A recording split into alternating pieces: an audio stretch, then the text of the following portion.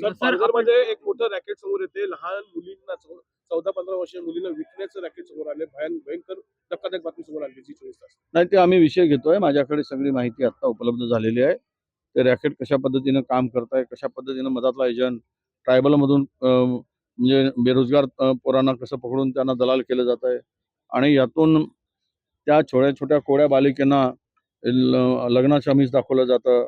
मग ते मुलगा झाला तर ठेवतात, मुलगी झाली तर पुन्हा हाकलून देतात आणि शोषणासाठी त्याचा वापर केला जातो. आणि त्याबरोबर कोळ्या बालिकांची विक्री हे एक मोठं रॅकेट.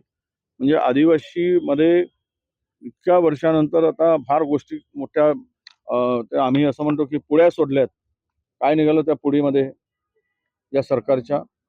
आजही आदिवासी मुलींना आदिवासी पाड्यावर यवतमाळ जिल्ह्यामध्ये जी परिस्थिती निर्माण झाली, छोट्या बालिका गर्भवती सापडल्या. कशासाठी?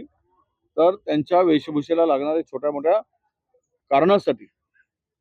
आणि ह्यासाठी जर आज तरुणींचं आदिवासी मुलींचं शोषण होत असेल तर हे धक्कादायक बाब आहे. प्रचंड धक्कादायक आहे, वेदनादायी आहे. आणि सरकारला थोडी जरी या संदर्भात एवढी मोठी घटनेच्या संदर्भात माहिती असेल तर एक उच्चस्तरीय चौकशी करा आणि लगेच कोण दलाल आहेत हुडकून काढा. काही दलालांना पकडलं गेलं त्यानंतर ते सुटतात जमानतीवर. कायद्यामध्ये दुरुस्ती करा. पण कोळ्या मुलींचा हा असला घाणेरडा जो व्यवहार चाललेला आहे त्यावर कडक उपाययोजना केली पाहिजे. सर, 5 प्रकरणामध्ये दादा म्हणतात का अधिकाऱ्यांची चुकी आहे सर? शेवटचं अधिकाऱ्यांचीच चुकी आहे. बरोबर आहे. उद्या जर हे उघडकीस आलं नसतं तर मग जमिनीचा मालक अधिकारी झाले असते ना.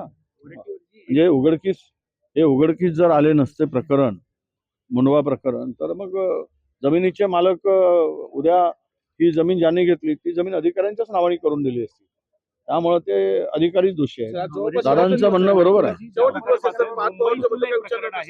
मुंबईतील अनेक मुलं आहेत, सर्रास त्यांना पळवलं जात आहे आणि या सगळ्यामध्ये आता सरकार कुठेच लक्ष घालत नाहीये. राज ठाकरेंनी पत्र लिहिलेलं आहे. त्यांचं म्हणणं आहे की 30 उत्तरं देऊ नका. या टोळ्या कुठून निर्माण होतात त्याचा शोध.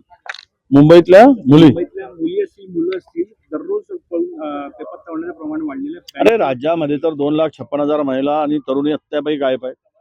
हे सांगतात की आमचं शोधण्याचं आम्ही शोधून काढलेल्या किमान 80% सापडल्या आहेत, आम्ही शोधले आहेत. हे सगळं बोगस आकडेवारी देतात. कुठलीच मुली अजूनही त्या ठिकाणी मिळत नाही आहे. आणि हे रॅकेट आहे. या संदर्भात सरकारला काय देणं घेणं आहे? महाराष्ट्र लुटण्यात मजा आहे त्यांना.